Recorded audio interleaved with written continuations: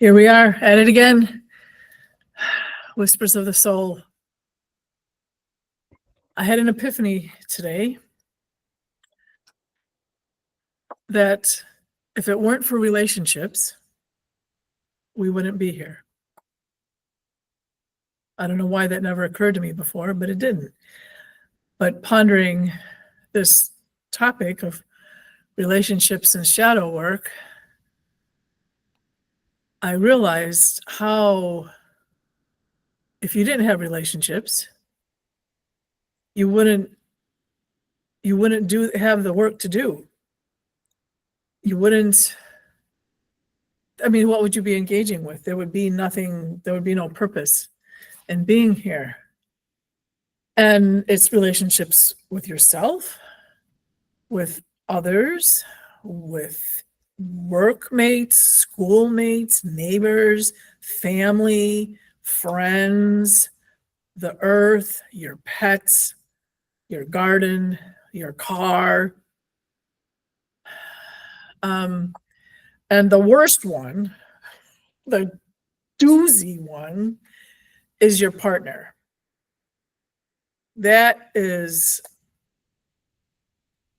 I'd like to swear about that one, but it's a doozy. It is, and it's ongoing. And every time you think you've cleared some stuff up and you're like, okay, we're sailing along and things are good and we're calm and we understand each other, and then bam, you get hit again.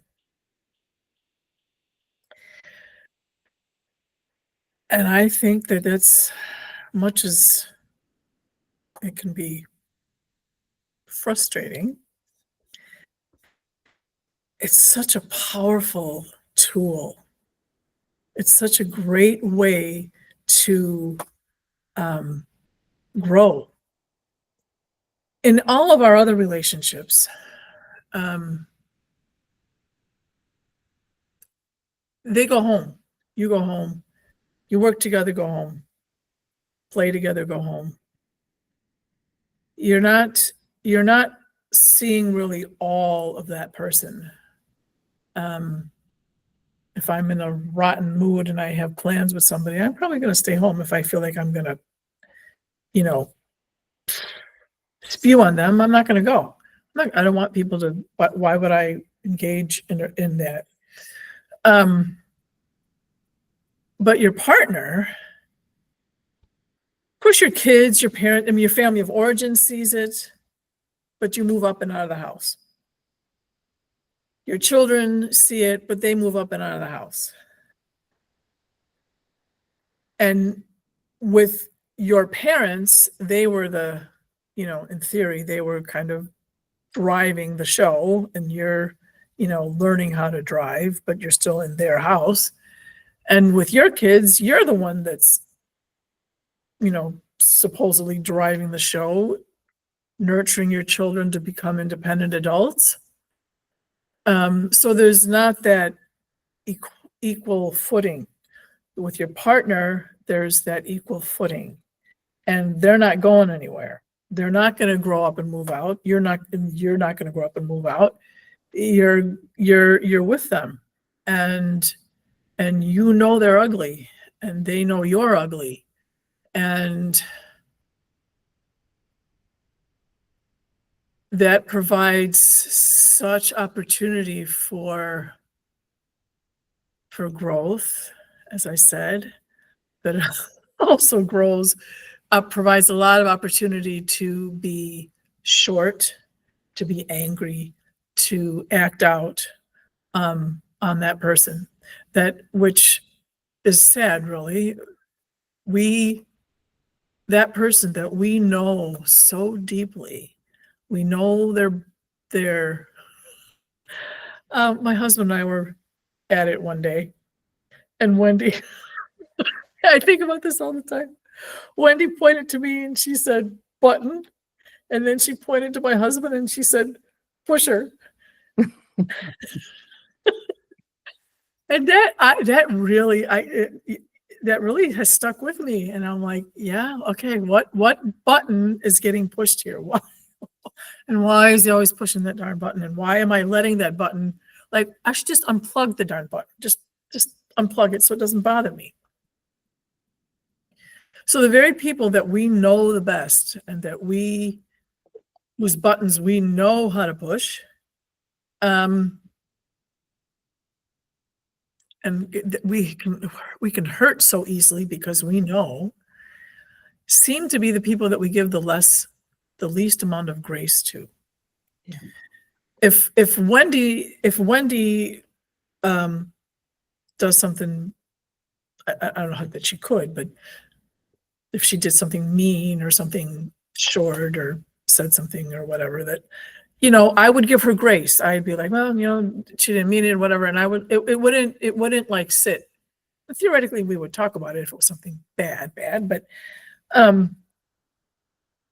she's going to go home and I'm going to go home and then, we'll talk later and whatever. It's not going to like fester.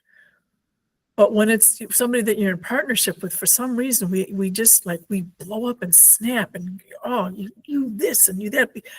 For me, it's like, the unhealed stuff that I carry, it's like it all just shows up and blows up in my face. And that's not his fault. That's not on him. That's on me. I need to keep doing the work.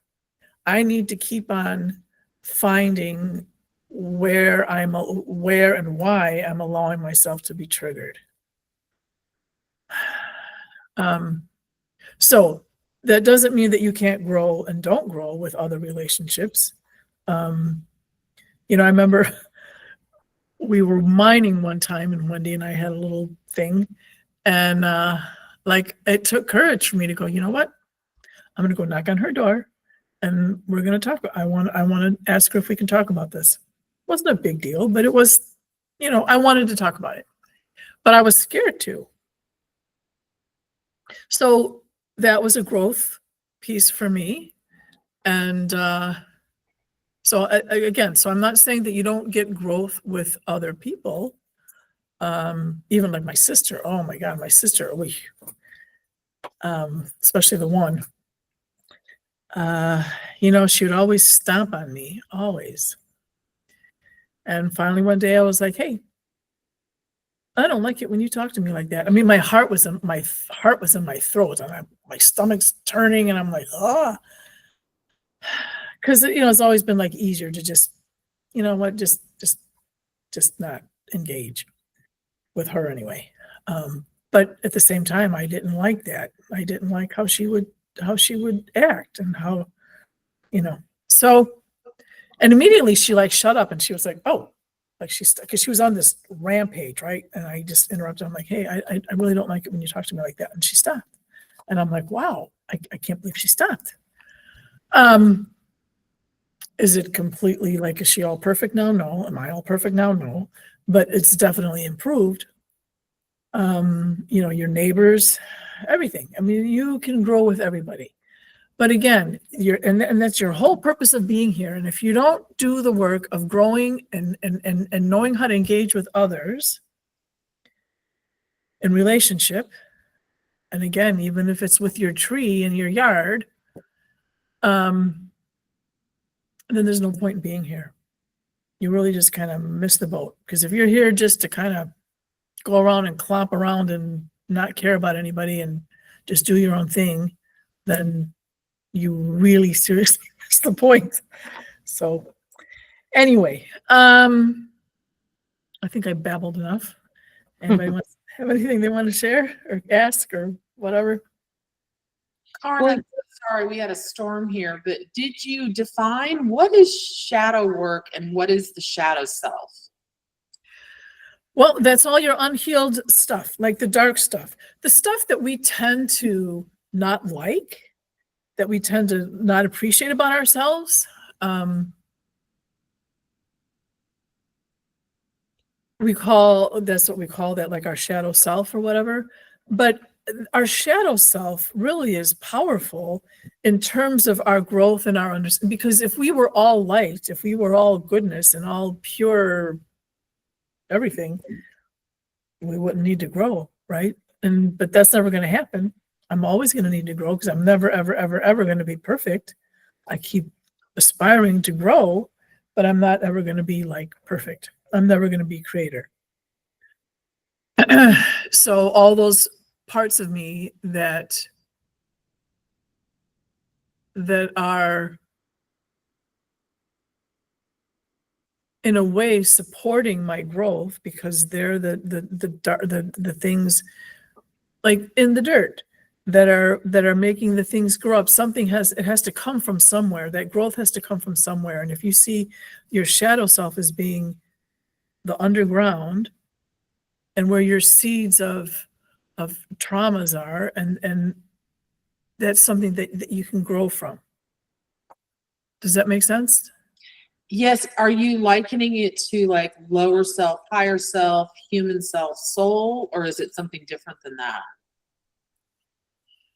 If you kind of like a yin yang, I would say more than higher, because I would say that my higher self, my eternal self, also has shadow work to do. Because if my higher self didn't have shadow work, it would be perfect. I'm not ever going to be perfect. So I don't see it as a human versus eternal or high, low. It's a balancing thing.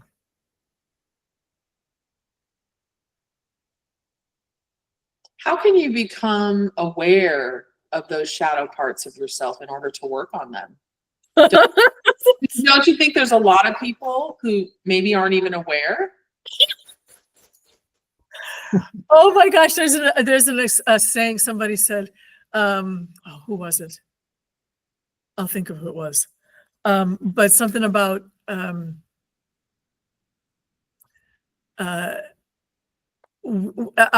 every now and again, men trip over a piece of truth, but most of the time they just pick themselves off, brush themselves off, and walk away. So it's those things that you trip over, and optimally you don't walk away. You go, okay, yeah, that's something I need to look at. It's how you respond. It's how, and if you think that you're all that and you don't have any shadow work, notice how other people are around you. Like, how do they see you, respond to you? That can give you some clues if you're not catching them on your own.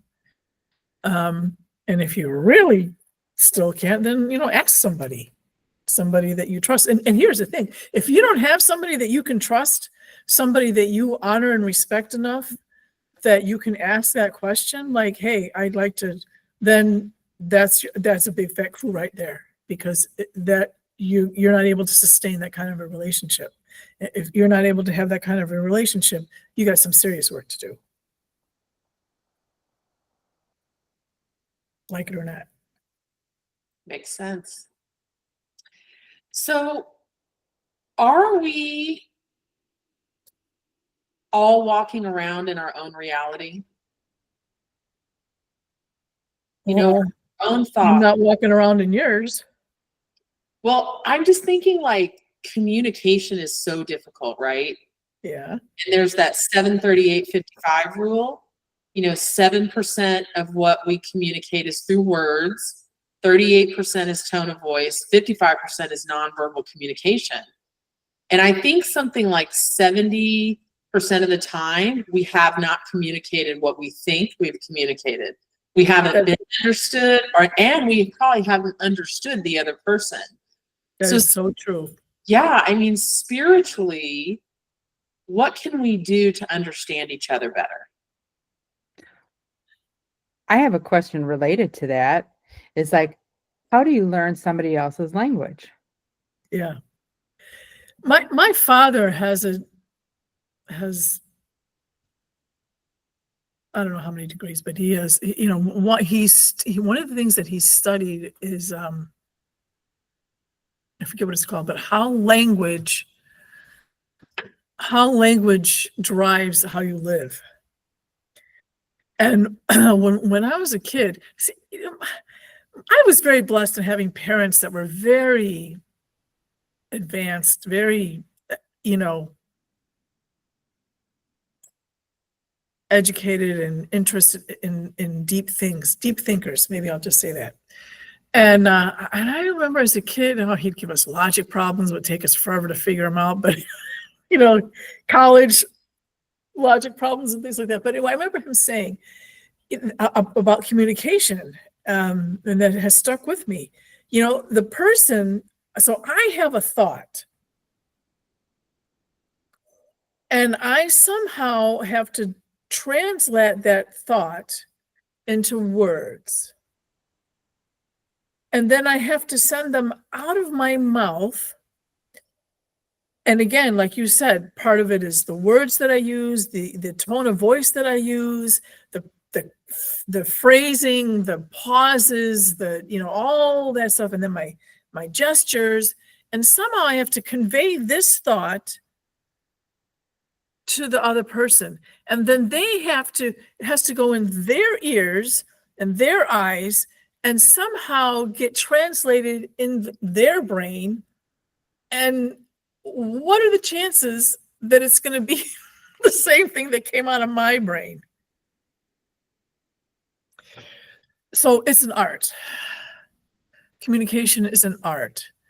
And so, how do we, one of the best things is that, that reflecting back, this is what I'm hearing you say. This is how I understand what you're saying. Now we don't, I don't walk around doing that all the time, but it's a great tool. Ask the person, is this what you're saying? I mean, sometimes it's not as important as others. Like I was helping Daniel with the car, and there was this bar. So he's under the car, and there's this bar that was holding something when he was doing there. I don't even know. And at one point, I had to pull it towards myself against the frame of the car. Okay, so I'm pulling it. And then whatever he was doing underneath, it wasn't working. So we had to put it back and then take it out. I had to pull it out. And then there was an extension thingy that he put up underneath, and we had to connect the two. And then he's like, okay, pull. And I'm like, am I pulling up or am I pulling this way? Because he's getting aggravated because I'm not pulling. And I'm like, but you just said pull, and I don't know what you want me to do, because I don't want to do it wrong, because we had trouble putting the thing together. He's like, pull it toward you. And I'm like, okay, why are you upset? I have a legitimate question. I don't know what you want me to do. But in his mind, he's like, I told you to pull. Yeah, but which way? So even like just simple things like that, we can get confused. And when it comes to like emotional things, or anything of any depth or meaning, spiritual thoughts, all that, it can really be, it is a challenge. So yeah, we have to work. And then, like what you said about you touched on our realities. If I have an understanding of, let's take the whole flat earth thing. Like if I believe the earth is flat, and I'm in conversation with somebody who believes the earth is a sphere, and we say the horizon, that's not going to mean the same thing to me as it's going to mean to the other person, even though it seems like, well, that's a common sense word, but we're coming from a different place, so we don't understand that simple word in the same way. There are lots of, so this is my reality, and that's theirs. So I mean, that's just a simplistic explanation of that. But yeah, that's another factor. Okay, so that's bringing us around to what is truth then. Are you willing to ask that question? Like, is there a shared truth?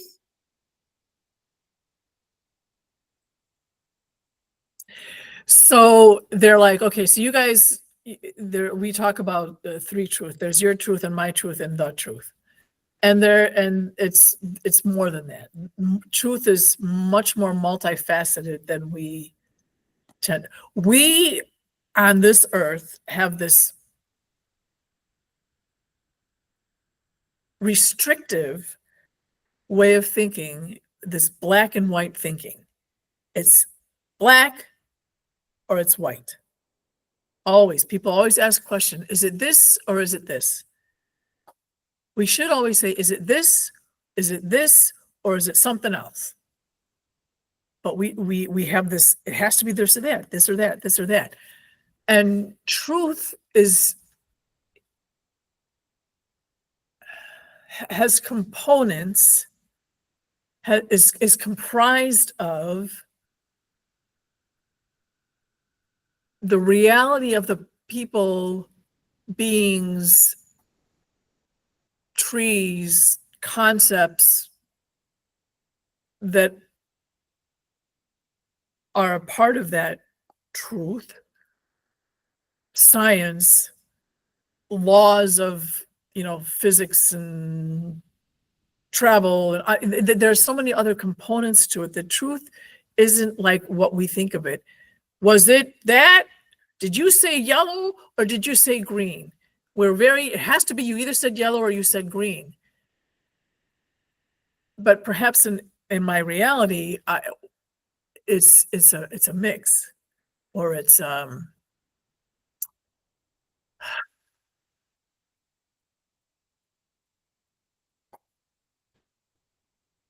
while obviously there are blatant non-truths, and we do have to have some way of kind of ascertaining truth, like in a court, right? What is the, did this person do what we thought that this person did? But we're very, and I want to touch on that court thing a minute.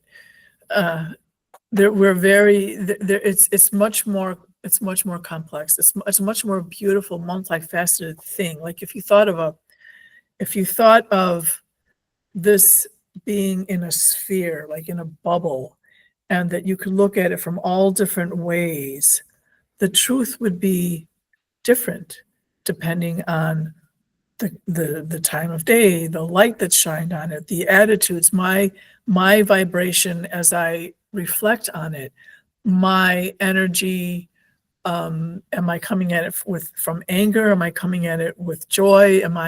Is the other person seeing it? Are they seeing it in anger or joy? I mean, there are so many different ways, things that factor into that. And then I've never been in a trial. Well, no, I guess I've been to court a few times, but not that I did anything wrong, but not that I've not ever done anything wrong. Don't let me say it, but I always have wondered about that, because they always say, do you swear to tell the truth, the whole truth, and nothing but the truth? And that seems like that's a good approach, right? But when you see court cases like on TV, whether it's a fictional or like when we're watching, like remember O.J. Simpson, that we all watch that, whether it's an actual real case or the attorneys always like cut in. The person is trying to explain what their truth is, and they always get cut off. Or they'll say, it's a simple yes or no question. Well, it's not always a simple yes or no question, right? When you're trying to explain something, there's a series of steps that led you to that place or that decision or that act, that it's not a simple yes or no. It's what happened that caused that, because that is part of the truth. That is part of the whole truth. The simple yes or no is the result of whatever happened. So if we want whole truth, then we need to look at the whole truth. Look at it from all the spheres. Like in that court example, you're talking about systems thinking, which is the individual, but also the environment. that we can't separate it when we're talking about cause or truth. That What did you call it? systems thinking. Systems thinking. That it's more than just about a fact or an individual. It's also the environment, right? That we're living within, the culture we're living within. So truth, I love that example of truth being multifaceted.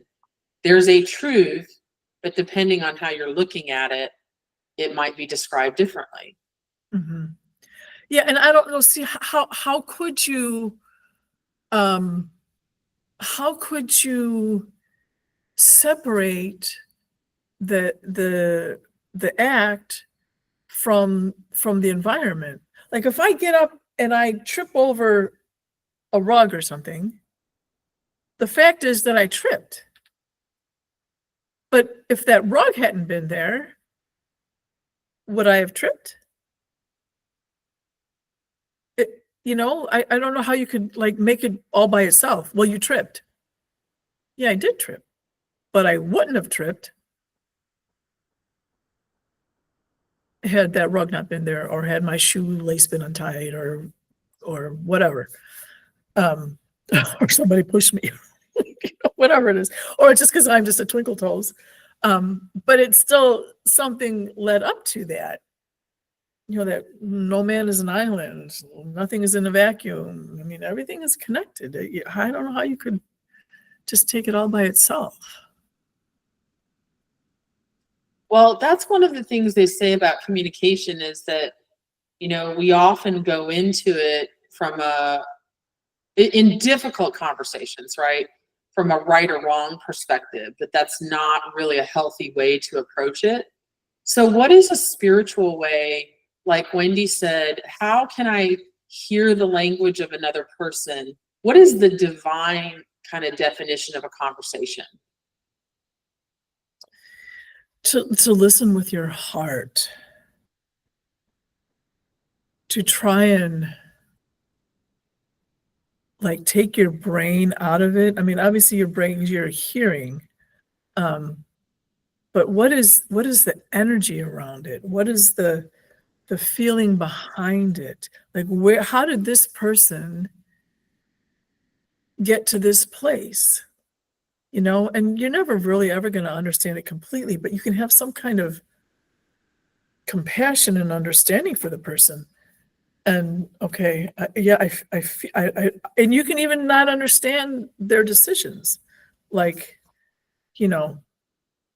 why they chose this or that, but you can have some empathy for how they got there. So again, feeling with your heart and being non-judgmental. And again, I'm not saying there aren't things that are wrong to do that we should not do. I mean, we do have, 10 commandments from thousands of years ago that we're still working on. There are do's and don'ts, but we also have to have empathy and understanding. And so, and that whole thing of not like waiting. Now I have certain tendencies in the way my brain works, so I have to really focus on speaking. Like if I'm like reading something, I'm reading it, but I'm also thinking and having other conversation in my, and it can get very difficult. So I have to, what I found works for me is as I'm reading it, I visualize what I'm reading. We're all walking around in our own imaginations. Okay, so I'm reading the words, but I'm picturing what that would look like so that the rest of my brain is participating and not off doing its own thing. And then I have this split mind thing, and then I really didn't understand what I read. And the same thing when someone is speaking. I just figured this out recently. This picturing the words or picturing what it's describing. I've been doing that for quite a long time. But I finally figured out that I could do that when somebody's speaking. So when somebody's speaking, if I find my mind wandering, then I like take whatever that's coming out of their mouth and I'm hearing, and I'm repeating those words in my head so that I'm getting their words and my brain isn't wandering off again. which it has the tendency to do. There are little things, tools that you can use to help yourself to be more present, not only with your brain, but with your heart too. Yesterday I was going to be having a lengthy conversation with somebody, and we're sitting there, and I'm like, I have to go to the bathroom. I really have to go to the bathroom. And I thought, I don't want to interrupt. I don't want to get up and leave, So I thought, well, I'll hold it. And then I'm like, yeah, but now I'm thinking about going to the bathroom. Like, that's on my mind. And I'm like, excuse me, I'll be right back. I just, so I was in the bathroom, came back. I'm like, okay, good. Now I don't have to be thinking about that. I can just be focusing on what we're doing here. If you got to go to the bathroom, or you got to turn off the oven, or you got to change your baby's diapers, or if there's something you have to do that's like on your mind and preventing you from being present, then go take care of that so that you can come back and be present.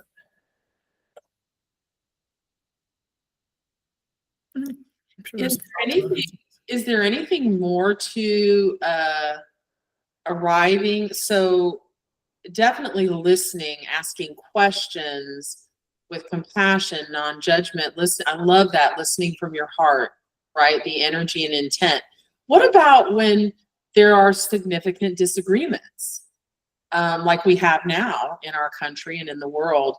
What is advisable spiritually? How do we have really difficult conversations, and in order to try and arrive at a common truth? That is a definite challenge, and I have tried to do this with people, and it's amazing how many people just don't want to do it. But you got to find common ground. We have to figure out how to find common ground and go from there. So, for example, our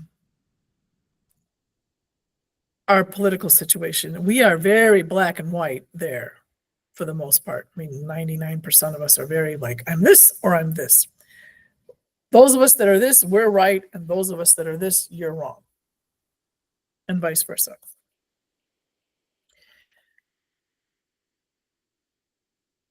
But ultimately, you both want the same thing. You both want a home and security. You want your children to be safe. You want food on your table. You want, you want a safe neighborhood. We want the same thing. So find the common ground, okay? Because this is what we can agree on. We can agree that we want this and this and this. And say education. So education, okay, we agree maybe that we want our children to be educated, but we have differences on how we think that should happen. But that you want to have they're educated, right? And so, you build from what you have on common ground. And maybe the only thing you can agree on is that the grass is green. But you got to start somewhere that you can agree on something. And then you have to step by step advance on that, expand from there, and find out how you can work together. Because ultimately, if we don't learn how to work together, this ship is really going in the wrong way. We've got to figure out how to start rowing in the same direction. Well, I think about that all the time. Like, I think about, even with our dearly cherished loved ones, communication is difficult, right? Mm-hmm. How do we get to unity? When sometimes you can't even have a clear conversation with a good friend or a loved one. We mess up the communication. Well, we mess up because generally, and as the conversation is going, one of the two parties, and heaven help you if there's 3 or 4 or 5 or 10, but one of the two, the one says something that the other one really doesn't have a good answer for and can't defend themselves, and it gets into fear, and then they shut down. Whether what the other person said was true or not is besides the point. Once the person shuts down, they can't go any further. So ideally, if you can backtrack together and okay, and obviously be loving about it, because it happens to all of us, right? We kind of hit a wall sometimes. We're like, yeah, don't know where to go here, and this is what I think, and maybe I don't know why I think this way, but this is what I think, and this is what I believe. But if both sides can agree and are committed to having a conversation and to actually communicating, then you explore it. And maybe you don't get the answers right there. And maybe you agree to go, okay, we hit a wall here. We want to continue this conversation. Why don't we take a break? You think about maybe why are you feeling this way? And I'll think about why I'm feeling, and then maybe come back. If you genuinely want to communicate, you can find a way. You don't have to let your fears or your misunderstandings or anything, you don't have to let it stop you. You just have to both be willing to move forward. And if one of you is not willing, it's not going to happen. And so like in a family situation, you have to kind of make family rules, like, right? Like maybe these are the things that we're not willing to talk about, the other things we are, or,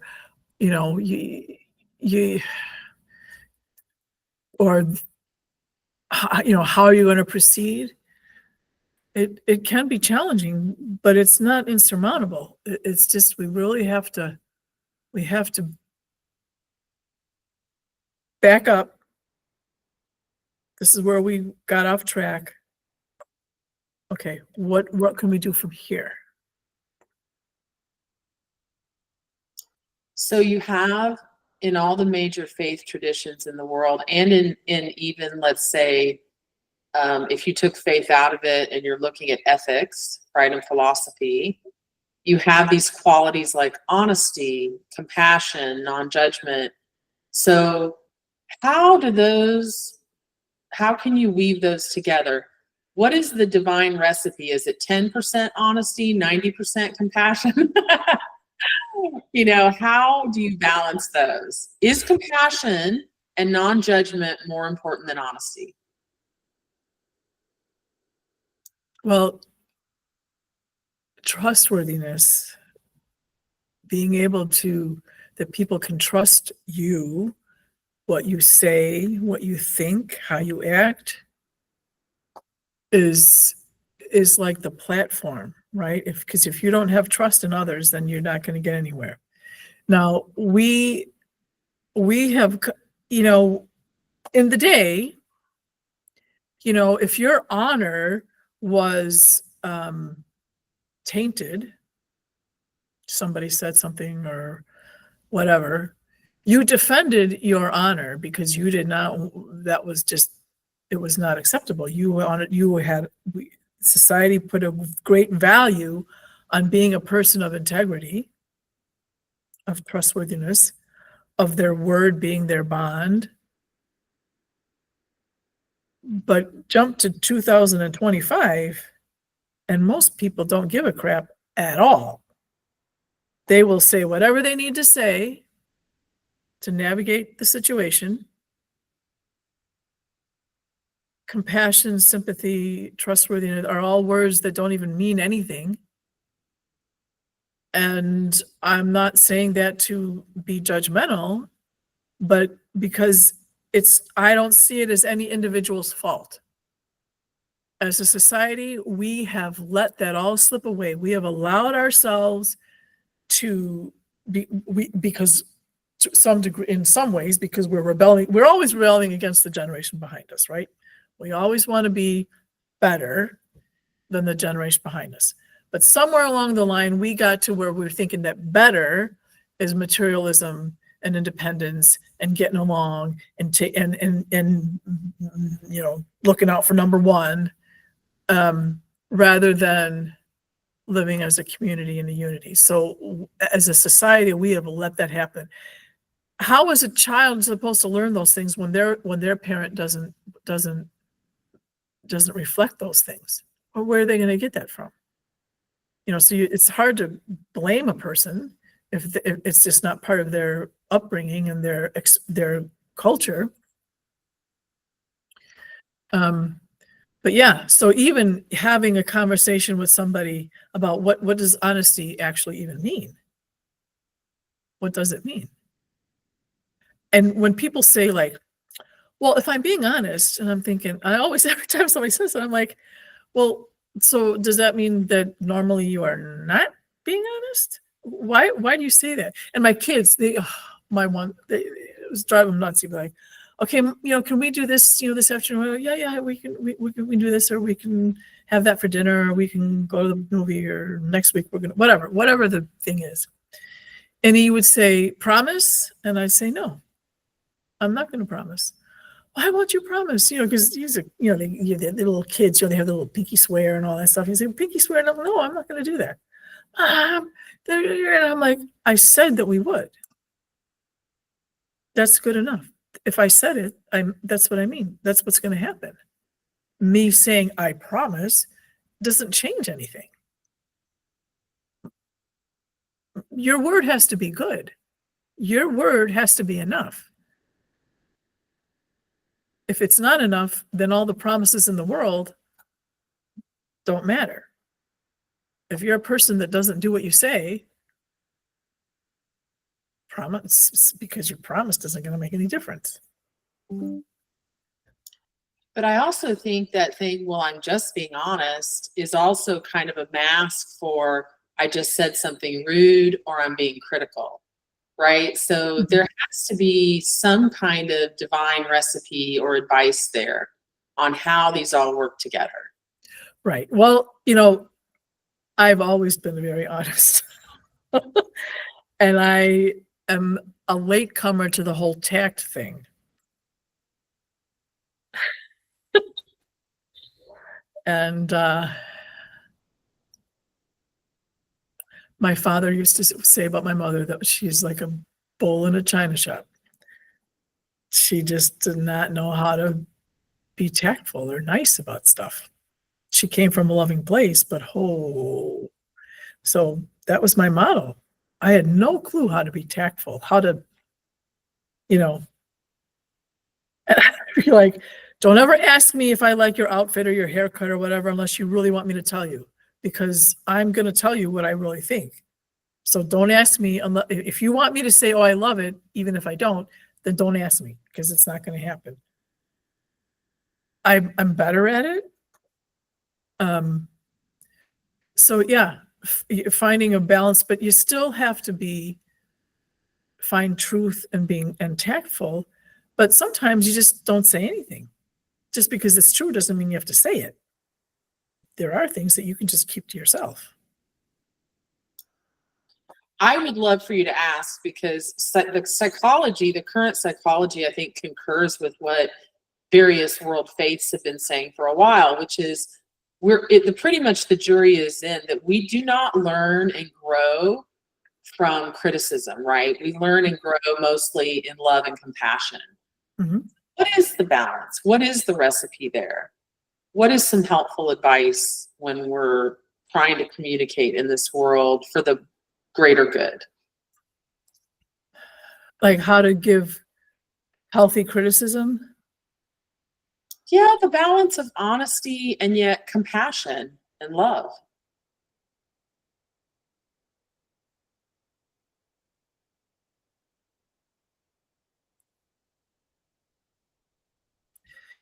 It's honesty and tactfulness, compassion, kindness, whatever. But you have to mix it with wisdom. Ooh, interesting. I like that. And so that kind of comes back to, should that even be said?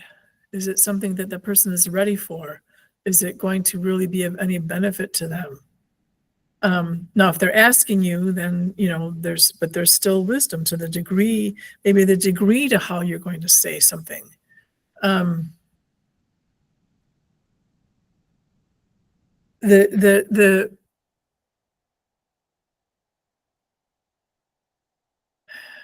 Not the trick, the the formula is to always be in integrity and kindness and truthfulness, tempered with wisdom. That's powerful. That's really beautiful. What if you don't have wisdom?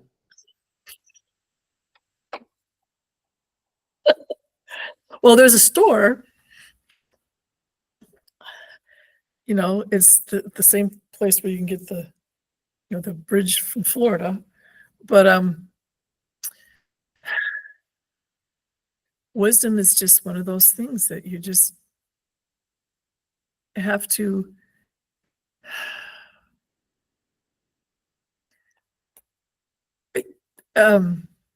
somebody you guys know, had a conversation the other day about because I had said to her a few years ago, and I say this to a lot of young people, that come to me for whatever, and they're struggling with this and that, and there's somebody on here, I might have said it to her.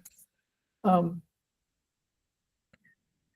of your problem is that you're in your 20s, or teens. Nobody wants to go back and be a teenager again or in their 20s again.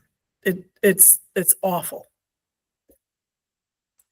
And that person, we had whatever context we'd had that conversation, and she said that at the time she was like, "What?"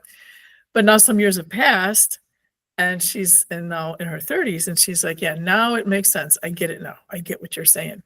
So then she's like, "So what do I look out for next? Like, what's the next goal, post?" And I'm like, "Well, for me, 30 was transformative, but 35 for me was really powerful. That was I was 35 years old before I called myself a woman. Even though I had a child at 28, I didn't feel that I was a woman. Like what I understood, what I felt like meant to be a woman. I was 35. And so from 35 to 50 was really prime. You really coming into yourself and your understanding of yourself and your confidence and understand all these things. And then at 50, like 50 on, is when wisdom starts like showing up. A little bit of here, a little bit there. We start having more wisdom. And remember, well, not remember, because most of you don't know me, but I always see life as like a puzzle, right? When you make a puzzle, at least when I make a puzzle, I tend to do the border first. And maybe I don't even get the whole border done, but that's my goal, right? I want to get the border done, and then I kind of have all my purple pieces over here and the red flowers over here. I kind of organize everything by where, groupings by their color and where I think they're going to go into the puzzle. And then little by little, I put them in the puzzle. But there's always those pieces. There's that handful of pieces that you're like, I have no clue where this piece goes. It doesn't look like it goes in the trees. It doesn't go over there. I don't know where this piece goes. And those pieces you kind of sit to the side. And once you get to be 50, for me, and it gets better as I go along, those pieces that I had no clue what they were, they start making sense. And I start going, oh yeah, I now that makes sense, and I can figure out where that piece fits in the puzzle. That's wisdom. You start figuring out those things that you just didn't know before. You still had the puzzle, you had all the pieces and everything, but there was just some things that you just had to like set it to the side because it just made no sense. And so wisdom, as long as you're working on your puzzle, it's going to show up. If you're not bothering to play with the puzzle, if you're not bothering to make sense of your world, if you're not figuring out the love piece goes here, and the integrity piece goes here, and the crying piece goes here, and the gardening piece goes there, and the children, if you're not figuring out all those pieces and how it fits within the framework of you, then those mystery pieces are just not gonna ever make sense to you. You have to do the work. You have to work on the puzzle.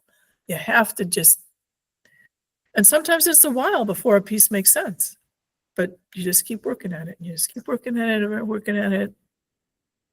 So for young people, for them to, I would say, yeah, you want to use wisdom, but you have to use wisdom to the degree that you have. You can't use your 80-year-old wisdom because you're not there yet. You have to do the best you can.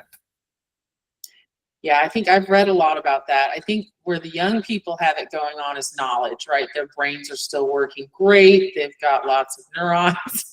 At our age, it's more wisdom from lived experience, right? You know how it all fits together because you've lived life, right? Yeah. Kicked, fallen down, and picked yourself back up. So definitely. Yeah.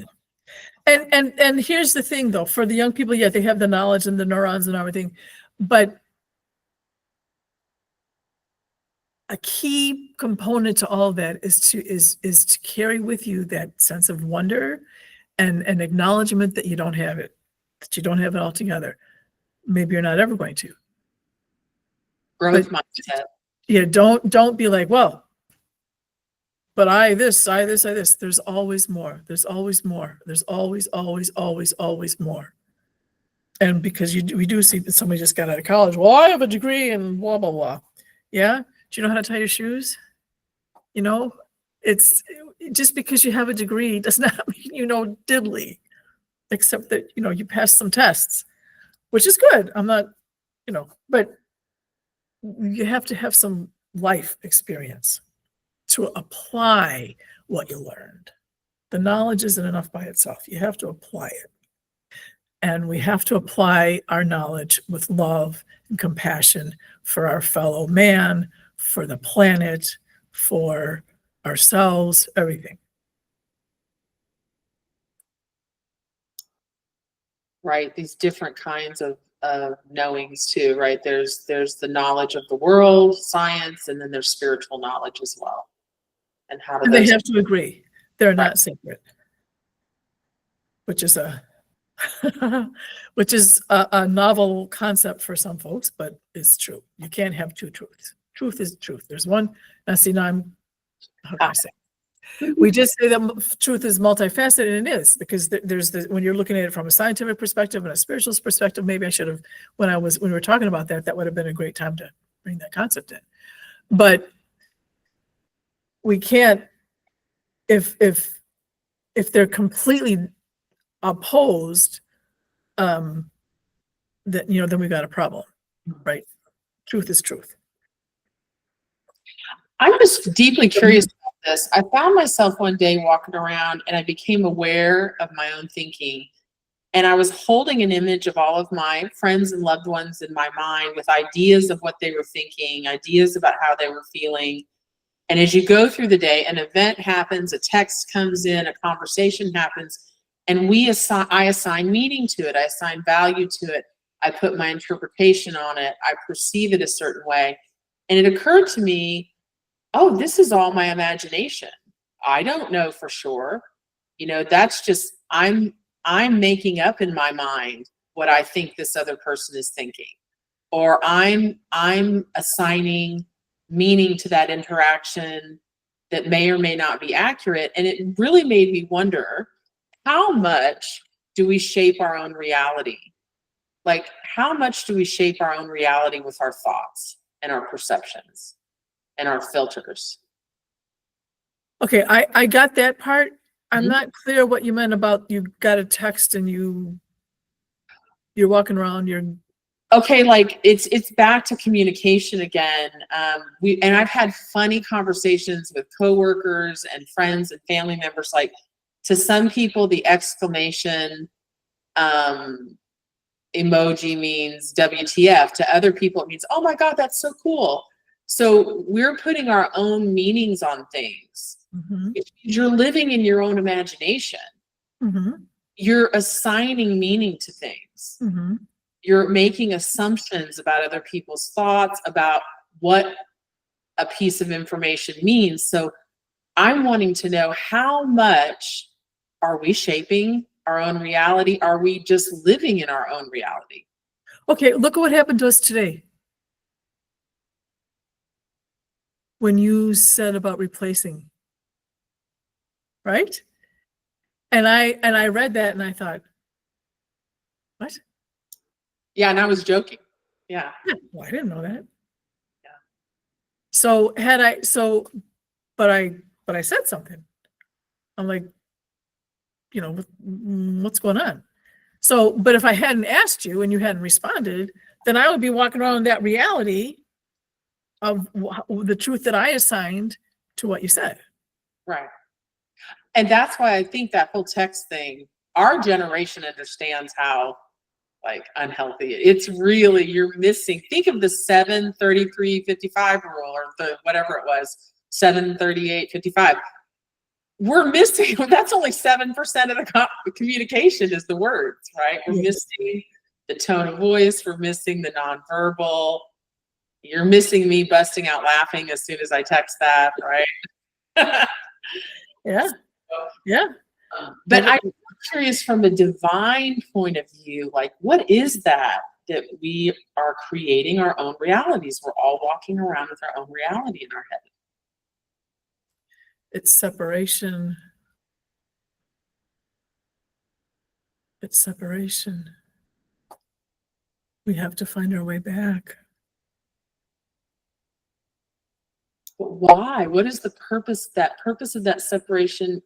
What is the meaning of finding our way back? Well, I guess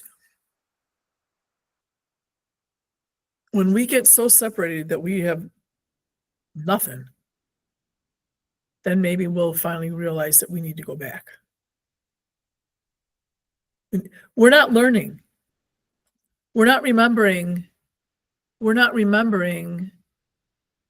what it meant to live in a village and what it meant to have a neighborhood where people looked out for each other. We're not remembering that. We're not remembering the power of that and the joy and meaning of that, the connection, because again, we've gotten to this materialistic, me thing. I've got to look out for myself and my family maybe. So the texting is a progression, right? It's taken us even further and further away from that. And I guess at some point we're going to get far enough away from it that we go, oh, this is not working. Because look around. Today, most people have no clue. Most people are not lamenting the loss of community. I am. You are. But if you walk down the street and ask people, you are gonna run into people who do. But a lot of, especially of our generation, but younger and younger people, they're, and again, that's not all of them, right? I mean, I love meeting a young person who gets it. That just makes my heart sing. Meeting anybody that gets it makes my heart sing, right? But meeting a young person, I'm like, oh, thank God. Thank you. Thank goodness that that's still trickling down to some people in this new generation. Because if they're all walking around autonomous, robotic, independent, just unplugged. I mean, which ironically, because they think they're plugged in, right? Because they're in the social media and they're plugged in. I mean, they're literally plugged into the wall with their devices, but they're so unplugged from reality that they don't even see it. So again, it really makes me happy when I meet somebody, the younger that gets it. So yeah, like anything else, we just, like you tell your child not to do something, and then you see that they're going to do it and they're going to probably get a little hurt, but you just go, well, I guess they're just going to have to learn the lesson because they're not believing me.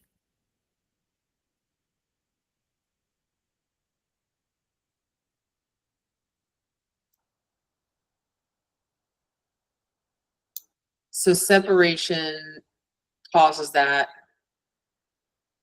awakening or awareness that we're going to seek connection again. We're going to seek community again. If when it gets bad enough that it has to get bad enough. It would be great if the sooner rather than later. But enough folks will, realize that this isn't working. Maybe the world has to fall apart enough that we're forced to live in community. I don't know. That would really be a challenge. But like if we don't have electricity anymore, the internet goes down, you're going to have to actually talk to people, learn how to grow food, I don't know. That reminds me of that Bruce Willis movie, The Surrogate, where everyone's in their house in their bathrooms living on VR, and they have little surrogate things that go out into the world like robots. And when the whole system crashes down, they all have to come out of their houses. So it's all these confused people in their bathrobes who haven't had a shower in a year coming out of their houses into the street. That's yeah. Well, we could very well end up there. Okay, so what's the most important thing that they want us to know about shadow work, communication, connection with others?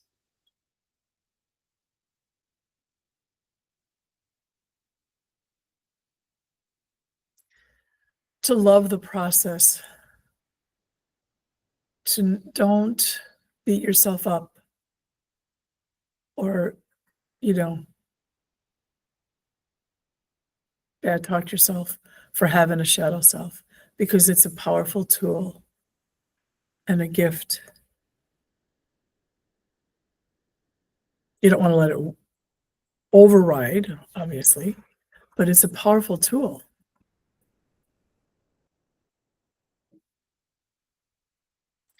And in our interactions with others, especially those the closest to us, that we are fully aware of their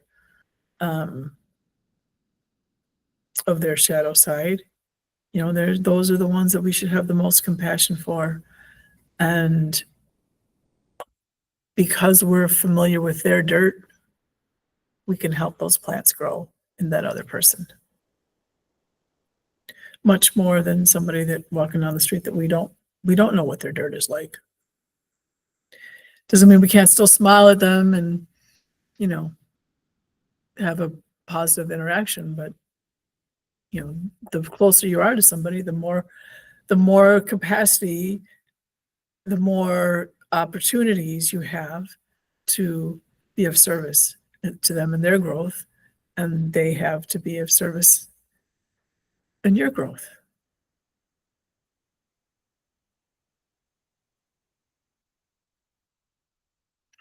Okay. Are we ready? All right. All right, get comfortable. I'll be sending the love and energy to you, wrapped up in a ball of truth.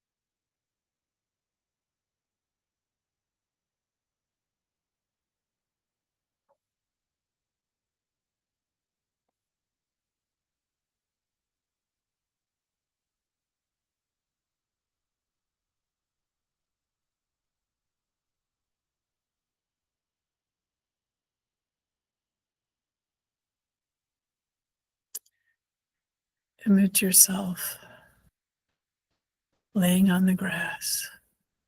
No blanket, no pillow. Just you on the grass. Beautiful green grass, little flowers here and there. You're on your side, ear to the ground, hands to the ground.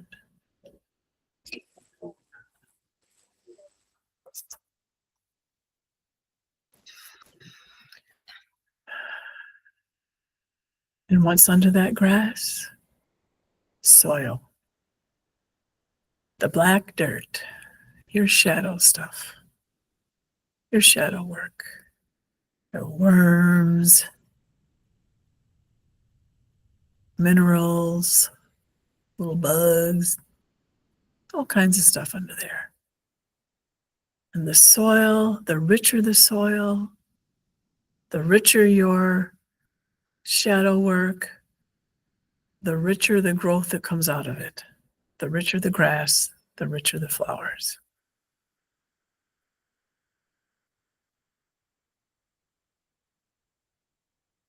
Explore having gratitude and love and compassion for your own shadow.